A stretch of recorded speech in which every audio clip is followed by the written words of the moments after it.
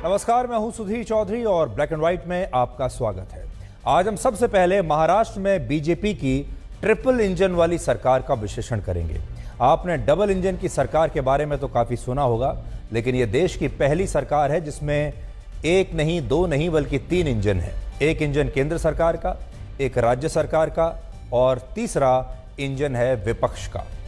महाराष्ट्र में एनसीपी अब शिवसेना के रास्ते पर चल पड़ी है और आज शरद पवार की स्थिति भी वही है जो कुछ समय पहले उद्धव ठाकरे की हो गई थी। महाराष्ट्र में 2 सबसे बड़े क्षेत्रीय दलों के इस तरह टूटकर बिखर जाने का मतलब क्या है, आज हम इसी का विश्लेषण करेंगे और आपको बताएंगे कि महाराष्ट्र की राजनीति में और राष्ट्रीय राजनीति में इसका क्या असर पड़ने वाला है। अब चर्चा इस बात की है कि उद्धव ठाकरे और शरद पवार के बाद अगला नंबर किस पार्टी का है और किस नेता का है, और इस बात की चर्चा अभी से ही शुरू हो गई है कि महाराष्ट्र के बाद अगला नंबर बिहार में नीतीश कुमार का हो सकता है। इसलिए अगर आपकी राजनीति में जरा भी दिलचस्पी है, अगर आप जानना चाहते हैं कि अगले 1 साल में देश की राजनीति किस हद तक बदलेगी, उसमें क्या क्या बदलाव आ सकते हैं, लोकसभा चुनाव से पहले देश की राजनीति में क्या क्या हो सकता है, तो आज का ये ब्लैक एंड व्हाइट विश्लेषण आपके लिए है। और अगर आज आपने हमारा ये विश्लेषण देख लिया तो न सिर्फ महाराष्ट्र की राजनीति बल्कि आने वाले 10 महीनों में और क्या होगा वो भी आपकी समझ में आ जाएगा।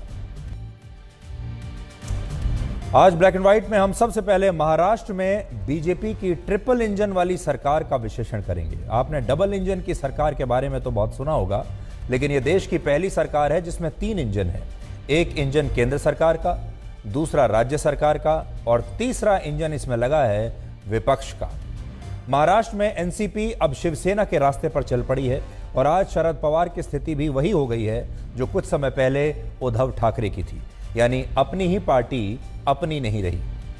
महाराष्ट्र में 2 सबसे बड़े क्षेत्रीय दलों के इस तरह टूटकर बिखर जाने का राजनीतिक मतलब क्या है और इस घटनाक्रम का महाराष्ट्र की राजनीति पर और देश की राजनीति पर क्या असर पड़ेगा, आज हम इसका एक संपूर्ण राजनीतिक विश्लेषण ब्लैक एंड व्हाइट में आपके लिए करेंगे और आपको बताएंगे कि क्या उद्धव ठाकरे और शरद पवार के बाद अगला नंबर बिहार में नीतीश कुमार का हो सकता है।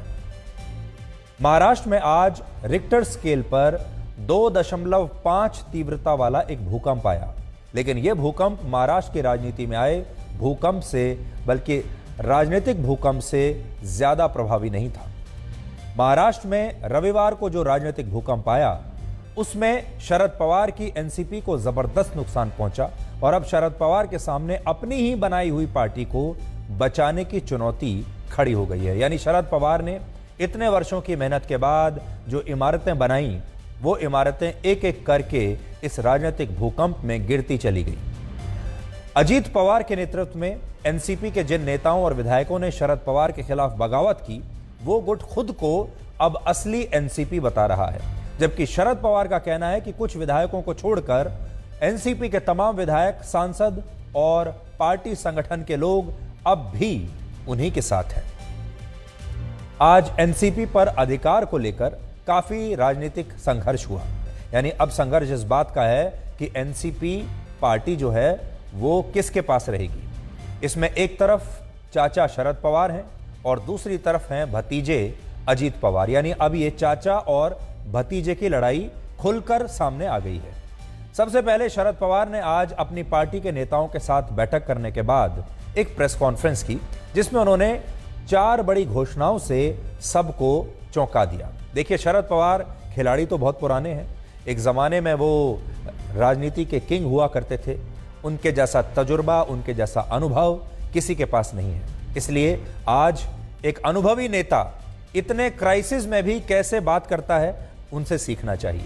आज जो उन्होंने बड़ी बातें कही हैं, उनमें पहली बात उन्होंने कही, उन्होंने अपने भतीजे अजीत पवार के खिलाफ तो कोई कार्रवाई नहीं की, लेकिन पार्टी के कार्यकारी अध्यक्ष प्रफुल्ल पटेल और सांसद सुनील तटकरे को एनसीपी से निष्कासित कर दिया। और इसलिए आज दिन भर इस बात की चर्चा होती रही कि आखिर शरद पवार ने अजीत पवार को यानी अपने भतीजे को पार्टी से क्यों नहीं निकाला और क्या इसके पीछे भी उनकी कोई रणनीति हो सकती है। यानी परिवार में जो अपना था उसे तो नहीं निकाला, लेकिन जो पराये थे, जो अपने बनते थे लेकिन जिनके साथ खून का रिश्ता नहीं है, उन्हें तुरंत पार्टी से बाहर निकाल दिया।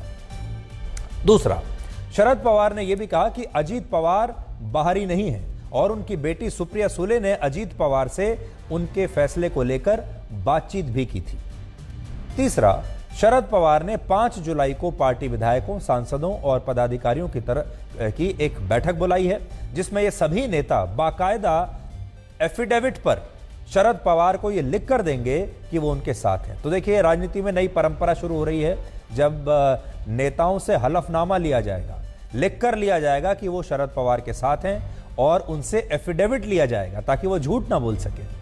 और चौथा, शरद पवार ने कहा कि वो एक वक्त का खाना छोड़ देंगे, यानी एक वक्त का खाना ही खाएंगे, लेकिन अपनी पार्टी को इस तरह से समाप्त नहीं होने देंगे। वो कह रहे हैं कि मैं दिन में एक वक्त का खाना खाऊंगा, लेकिन अपनी पार्टी को दोबारा से खड़ा करूंगा। शरद पवार के इन फैसलों के बाद आज प्रफुल्ल पटेल और अजीत पवार समेत दूसरे बागी नेताओं ने भी एक प्रेस कॉन्फ्रेंस की, जिसमें उन्होंने 3 बड़ी घोषणाएं की। तो शरद पवार की 4 बड़ी बातें तो आपने सुन ली, अब बागी नेताओं की 3 बड़ी बातें सुनिए। पहली बात, एनसीपी के कार्यकारी अध्यक्ष के तौर पर प्रफुल्ल पटेल ने शरद पवार का समर्थन करने वाले महाराष्ट्र एनसीपी के अध्यक्ष जयंत पाटिल को उनके ही पद से हटा दिया और उनकी जगह एनसीपी के सांसद सुनील तटकरे को महाराष्ट्र में पार्टी का नया अध्यक्ष नियुक्त कर दिया है। यानी प्रफुल्ल पटेल ये कह रहे हैं कि पार्टी शरद पवार की नहीं है, पार्टी अब उनकी है और वही कार्यकारी अध्यक्ष हैं, वो जैसे चाहे वैसे बदलाव कर सकते हैं। सुनील तटकरे वही नेता हैं जिनकी बेटी अदिति तटकरे ने रविवार को अजीत पवार का समर्थन करते हुए महाराष्ट्र की मौजूदा सरकार में मंत्री पद की शपथ ली थी। अदिति के पिता हैं। दूसरी बात, अजीत पवार ने भी सबको चौंकाते हुए कहा कि एनसीपी के अध्यक्ष अब भी शरद पवार ही हैं, जिससे ऐसा लगता है कि ना तो शरद पवार सीधे अजीत पवार के लिए कुछ कहना चाहते हैं और ना ही अजीत पवार शरद पवार के सम्मान के खिलाफ सीधे सीधे कुछ कहना चाहते हैं। और एक तरह से ये एक पारिवारिक मामला बन गया है, चाचा और भतीजा एक दूसरे के खिलाफ कुछ नहीं कहना चाहते और इसलिए ऐसी पार्टियों को इसीलिए हम एक परिवार की पार्टी कहते हैं। सारे के सारे बड़े लोग एक ही परिवार के होते हैं और इस परिवार में भी अगर आप देखेंगे एनसीपी का मतलब क्या है, शरद पवार जिन्होंने इस पार्टी का गठन किया, शरद पवार की बेटी सुप्रिया सुले और शरद पवार के भतीजे अजीत पवार। अब जब इस तरह का पारिवारिक ताना बाना होता है तो इसमें मुश्किल ऐसे नेताओं के लिए होती है जो उस पार्टी को चलाने वाले परिवार से नहीं होते बल्कि वो बाहरी नेता होते हैं। जैसे इस मामले में प्रफुल्ल पटेल शरद पवार के निशाने पर हैं और आज एनसीपी के दफ्तर में कुछ इस तरह की तस्वीरें देखने को मिली। एनसीपी के दफ्तर से ही आज प्रफुल्ल पटेल की तस्वीरों को हटा दिया गया, जबकि अजीत पवार की तस्वीर से आज भी कोई छेड़छाड़ नहीं हुई। तो इन बातों को ऐसा लगता है जैसे चाचा और भतीजे के बीच कोई एक पैक्ट हुआ है, जिसमें उन्होंने कम से कम इतना तो तय कर लिया है कि वो एक दूसरे के खिलाफ बोलेंगे नहीं। वैसे तो प्रफुल्ल पटेल भी शरद पवार के खिलाफ कुछ नहीं बोल रहे, लेकिन क्योंकि प्रफुल्ल पटेल परिवार के आदमी नहीं है, उनसे खून का रिश्ता नहीं है, इसलिए प्रफुल्ल पटेल के खिलाफ तो एक्शन हुआ लेकिन अजीत पवार के खिलाफ नहीं। हालांकि आज अजीत पवार ने शरद पवार के सामने सुलह करने का प्रस्ताव जरूर रखा, जिसमें उन्होंने कहा कि अगर शरद पवार उनके बीजेपी के साथ सरकार में शामिल होने के फैसले को स्वीकार कर लेते हैं तो इससे पार्टी में जो विभाजन की स्थिति बनी है वो स्थिति समाप्त हो जाएगी। लेकिन अगर शरद पवार ऐसा नहीं करते तो इससे चुनाव आयोग के पास ये मामला चला जाएगा और फिर चुनाव आयोग तय करेगा कि एनसीपी जो पार्टी है ये किसके पास रहेगी। ये अजीत पवार के साथ रहेगी, भतीजे के पास जाएगी या फिर शरद पवार यानी चाचा के पास रहेगी।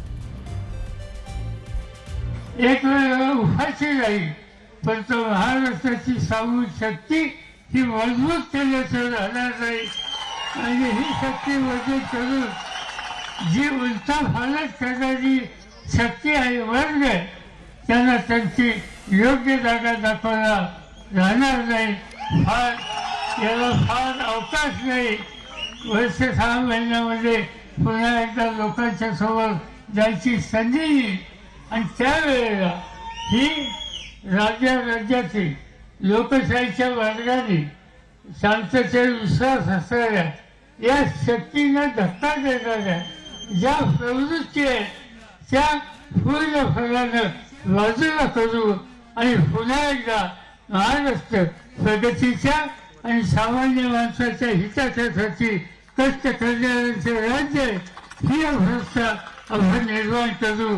सामने वाले विरोधक वो खुद का खाली अपना अपना स्टेट का देखते हैं। एक कोई मुझे लीडर अपोजिशन में दिखाओ कि वो देश का सोचकर देश में काम कर रहा है, ऐसा कहीं दिखाई नहीं देता।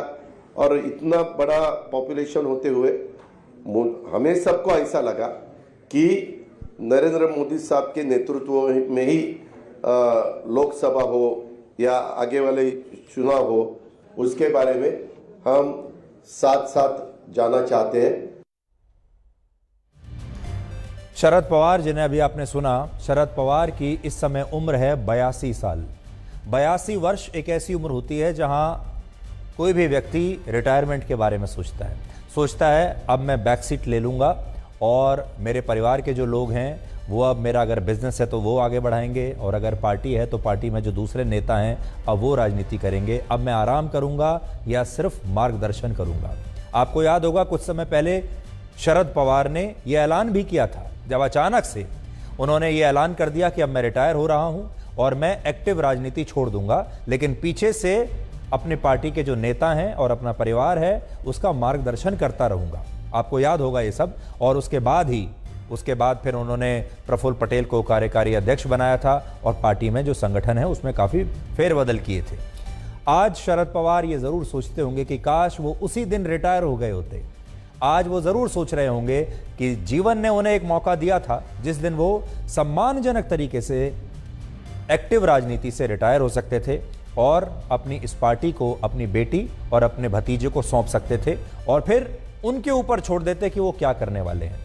अगर उस दिन उन्होंने ऐसा कर दिया होता तो आज अजीत पवार ने इस तरह बगावत ना की होती, आज प्रफुल्ल पटेल ने भी इस तरह बगावत ना की होती। वही प्रफुल्ल पटेल जिन्हें शरद पवार का विश्वास पात्र माना जाता था और उन्होंने ही प्रफुल्ल पटेल को पार्टी संगठन में इतना ऊंचा पद दिया, लेकिन वही प्रफुल्ल पटेल अब उन्हें छोड़कर चले गए। तो ये रिटायरमेंट का समय होता है 82 वर्ष की जो उम्र है, और 82 साल की उम्र में शरद पवार अब ये कह रहे हैं कि मैं दिन में एक समय खाना खा लूंगा लेकिन अपनी पार्टी को दोबारा से खड़ा करूंगा, मैं हार नहीं मानूंगा। तो वो 82 साल की उम्र में भी अब भी अपनी पार्टी में वही ताकत झोंकने के लिए तैयार है। अजीत पवार समेत एनसीपी के जिन 9 बागी विधायकों ने मंत्री पद की शपथ ली है उनमें से 7 विधायक महाराष्ट्र विकास आघाड़ी यानी कांग्रेस, एनसीपी और शिवसेना की पिछली सरकार में भी मंत्री रहे थे और अब ये शरद पवार के खिलाफ बगावत करके फिर से मौजूदा सरकार में मंत्री बन गए हैं। शरद पवार ने इन सभी 9 बागी विधायकों को अयोग्य ठहराने के लिए महाराष्ट्र विधानसभा के स्पीकर को एक याचिका दे दी है और उनका कहना है कि ये सभी विधायक दल बदल कानून के तहत कार्रवाई के दायरे में आते हैं, इसलिए इनकी विधानसभा की सदस्यता रद्द हो जानी चाहिए।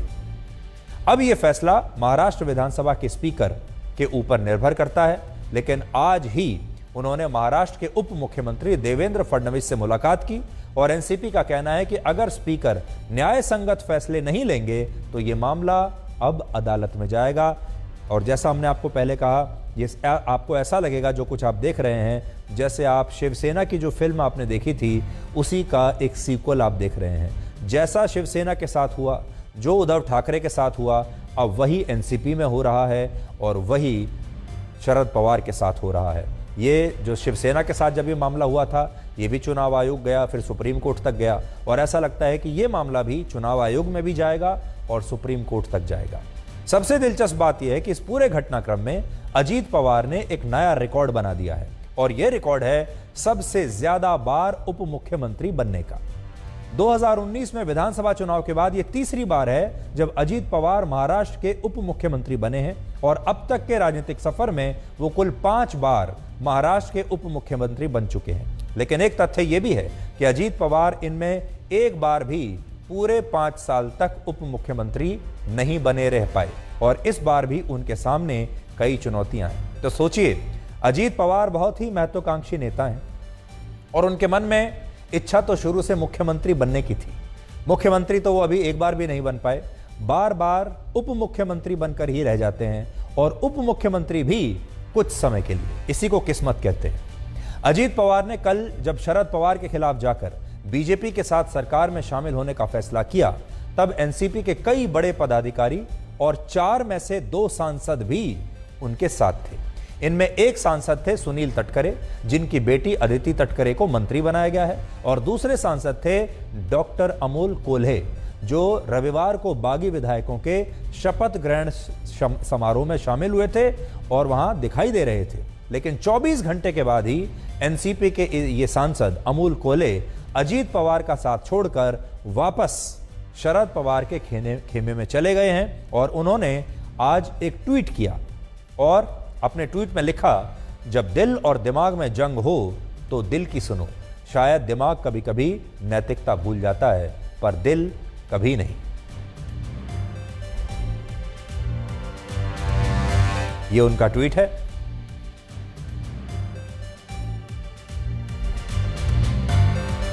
और अब हम आपको बड़ी स्क्रीन पर दिखाते हैं महाराष्ट्र की तस्वीर। देखिए, यहां से आपको समझ में आ जाएगा कि महाराष्ट्र में इस समय राजनीतिक स्थिति क्या है।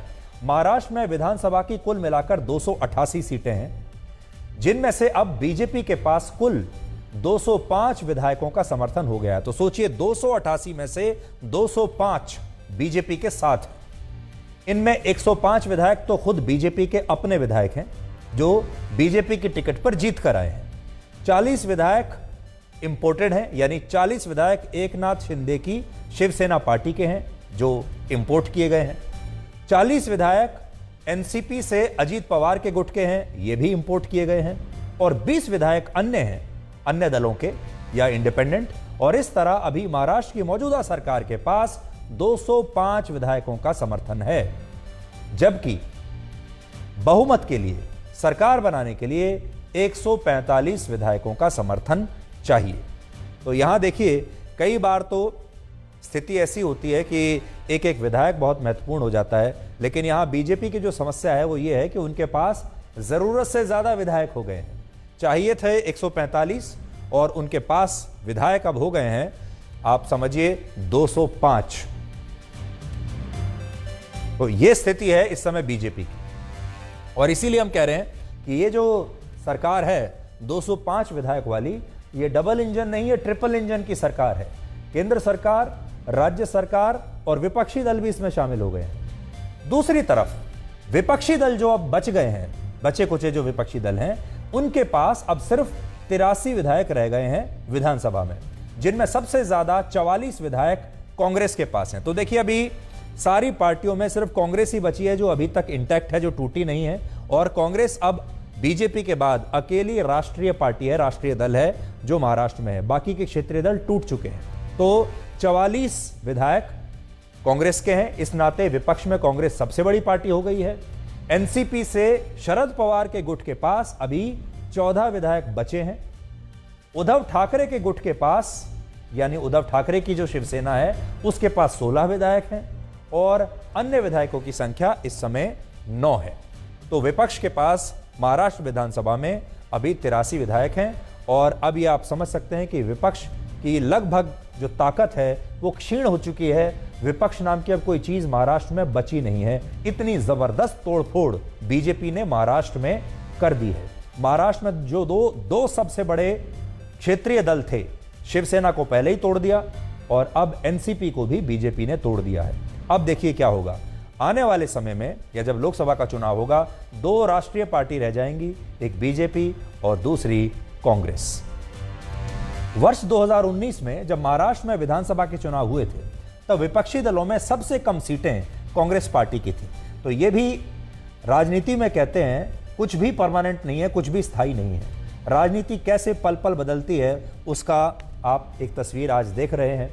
और कैसे राजनीति में ना कोई परमानेंट दोस्त है, ना कोई परमानेंट दुश्मन है, ये भी आज आप देख रहे हैं। तो जब चुनाव हुए थे तो कांग्रेस पार्टी सबसे छोटी पार्टी थी। कांग्रेस पार्टी के पास 44, जहां आप देख रहे हैं, ये 44 विधायक थे उस समय। और कांग्रेस तीसरे नंबर पर थी यहां पर अगर आप देखें।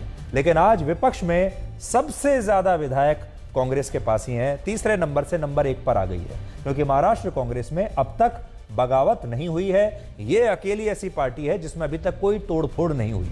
लेकिन कुछ लोग ऐसा भी कह रहे हैं कि महाराष्ट्र कांग्रेस के नेता चाहें तो वो भी ऐसा कर सकते हैं, वो भी बगावत कर सकते हैं। और क्योंकि महाराष्ट्र की मौजूदा सरकार में जो कैबिनेट है उसमें अब भी 14 मंत्री पद खाली पड़े हुए हैं, तो हो सकता है कि अब अगली सेंध कांग्रेस में लग जाए और जो 14 मंत्री पद खाली पड़े हुए हैं इसमें से कुछ हिस्सा कांग्रेस को मिल जाए। महाराष्ट्र कैबिनेट में कुल 43 मंत्रियों के लिए जगह है, जिनमें एनसीपी के 9 नए मंत्री बनने के बाद भी अब भी मौजूदा कैबिनेट में 29 मंत्री ही हैं। इसलिए मंत्री पद के खाली इन 14 पदों के लिए भी बगावत कभी भी कहीं भी हो सकती है। और अब से कुछ देर पहले यही सवाल मुख्यमंत्री एकनाथ शिंदे से भी पूछा गया, लेकिन उन्होंने कहा कि अब उनकी सरकार में जो जगह है वो पूरी तरह भर चुकी है, जगह फुल हो चुकी है। ये भी चर्चा है कि आने वाले कुछ और जिलों में कांग्रेस के लोग भी जुड़ सकते हैं आपके और केंद्र के काम को देखते हुए। अरे अभी आप फुल हो गए ना इधर।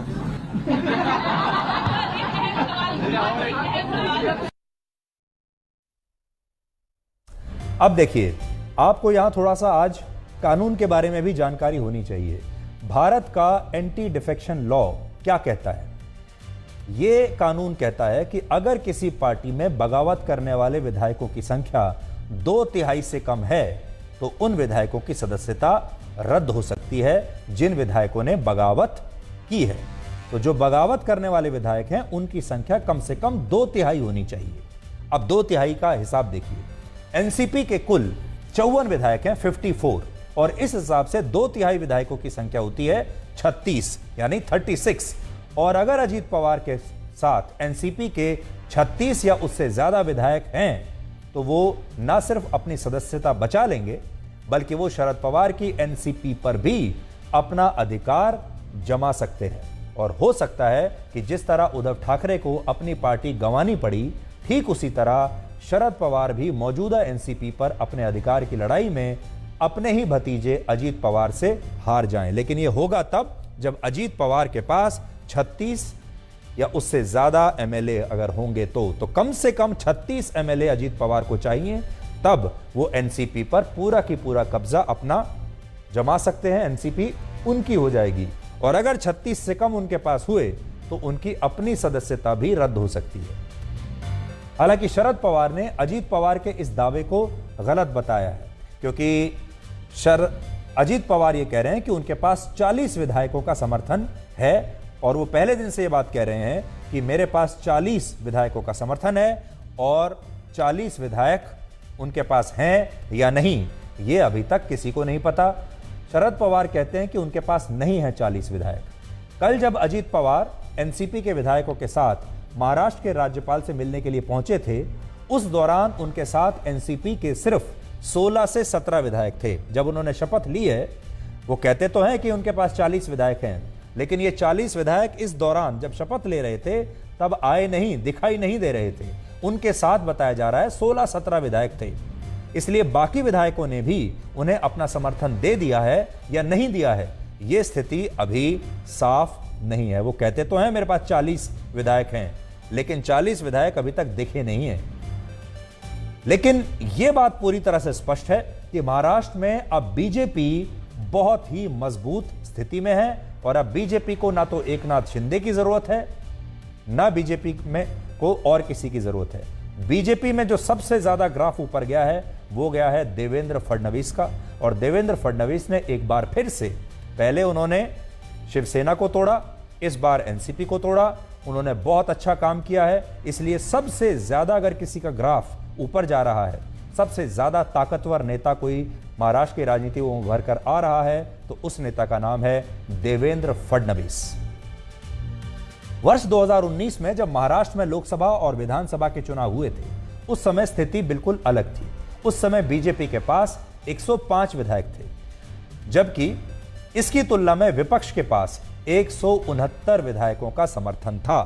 तो यह भी आप देख लीजिए, बार बार जो मैं आपसे कहता हूं राजनीति में कुछ भी स्थायी नहीं है। राजनीति में कई बार ये आंकड़े भी आपका साथ छोड़ देते हैं, आंकड़े भी बदल जाते हैं। और कैसे बदल जाते हैं? 2019 के आंकड़े आप देख लीजिए। 2019 में बीजेपी के पास 105 विधायक थे, सरकार बनाने की कोई संभावना नहीं। और विपक्ष के पास जब एमवीए बनी तो उनके पास 169 विधायक थे, यानी कितनी जबरदस्त लीड उनके पास थी। 56, 54, 44 और अन्य 15। और इनके साथ मिलकर एमवीए ने उद्धव ठाकरे को मुख्यमंत्री बनाकर अपनी सरकार बनाई थी। और ऐसा लगता था कि अगर आंकड़ों की बात करें, नंबर्स को अगर देखें, तो इन्हें कोई खतरा हो ही नहीं सकता। उस समय महाराष्ट्र में इन्हीं विपक्षी दलों की मिलीजुली सरकार थी, जिसे महाराष्ट्र विकास अघाड़ी कहते थे। लेकिन अब विपक्ष के पास, इन लोगों के पास सिर्फ 83 विधायक रह गए हैं। देखिए तस्वीर कैसे बदलती है। उद्धव ठाकरे के बाद शरद पवार की एनसीपी में फूट का फायदा बीजेपी को 2019 के लोकसभा चुनाव में 2024 के लोकसभा चुनाव में जरूर मिलेगा। महाराष्ट्र में लोकसभा की 48 सीटें। अब देखिए, आज जो हम बात कर रहे हैं वो ये है, अब से कुछ महीने के बाद, लगभग 10 महीने के बाद लोकसभा का चुनाव होने वाला है 2024 का। उस समय क्या हो सकता है? महाराष्ट्र में लोकसभा की 48 सीटें हैं और मैं जो आपको ये वोट शेयर बता रहा हूं ये है 2019 का। तो पहले तो ये देखिए कि महाराष्ट्र में किस पार्टी के पास कितना वोट शेयर है। तो देखिए 48 सीटें हैं लोकसभा की, जिन पर 2024 में लड़ाई होगी और जिनमें पिछली बार बीजेपी को 23 सीटें मिली थी, उद्धव ठाकरे की शिवसेना को 18 सीटें मिली थी, एनसीपी को 4 और कांग्रेस पार्टी को सिर्फ 1 सीट मिली थी। यह आंकड़ा था पिछले बार का 2019 के लोकसभा का। और शिवसेना भी 18 सीटें इसलिए जीत पाई थी क्योंकि तब शिवसेना और बीजेपी ने साथ मिलकर चुनाव लड़ा था और बाकी पार्टियों को ज्यादा सीटें तब नहीं मिली थी। लेकिन इन पार्टियों का वोट शेयर काफी ठीक ठाक था।